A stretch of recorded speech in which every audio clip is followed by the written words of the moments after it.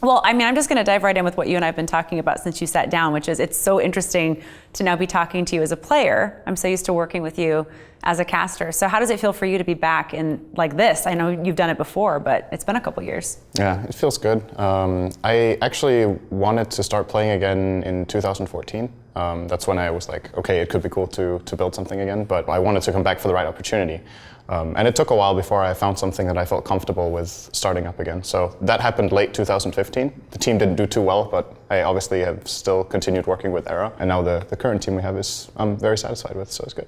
How have you seen the Dota landscape changing over the course of your years as a commentator? I mean, being able to take a step back and have that perspective must have been really interesting. Yeah, I would say the level of play increases every year and the level of competition overall. Well, one of the things that made you such a great caster was you were so known for your insight and being able to kind of break things down. How has that impacted your success when it comes to building teams? That's also something that you have a lot of experience with. I think personality is very important. That's something other players will tell you as well, is that it's not only about your mechanical skill, your raw ability to play the game. You need to work in a team environment. And a lot of the times it's about finding the right match. If everyone is too vocal, it's too much. It's like too many chefs in the kitchen. Everyone wants to do everything, and that doesn't work. And if everyone is too passive, then nothing gets done.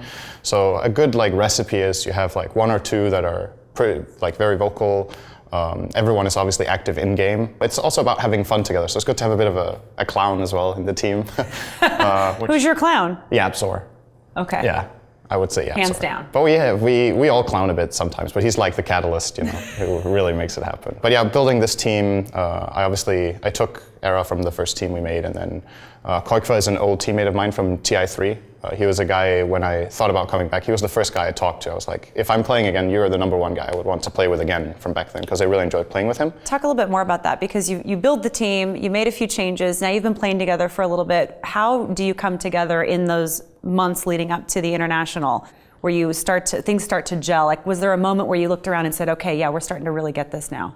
I think close to the qualifiers, our team has been a little special because we came in guns blazing when we made the team. I think the first 2 weeks our results were really, really good. And then what happened was that we had a distinct style, and then teams were looking at us and they figured us out. And then we needed to change things up. And it takes a while, especially when you're a new team, to develop multiple play styles and multiple strategies. So we ran a lot of the same stuff in the start. Now that we've built more things for ourselves, I feel way more confident and way more flexible in the drafting. Close to the TI qualifiers, we weren't doing too well. We had 2 lands where we had pretty poor placements. But then that boot camp before the TI qualifiers was really, really good. I think that's when we improved the most in the shortest time. Most of the community, I would guess, wouldn't have expected us to be here going into that qualifier. I think a lot would have put us in the bottom 5, but we really found a style and expanded and improved our teamwork a lot during those, a week and a half, I think? Mm-hmm. Got a lot better. So how do those expectations that you talk about impact your confidence level as a team as you play? Some teams like being the underdog and like being underestimated and actually like the extra play time they get by coming in as a wild card. Others say it's a little bit tougher. What's your mindset on that?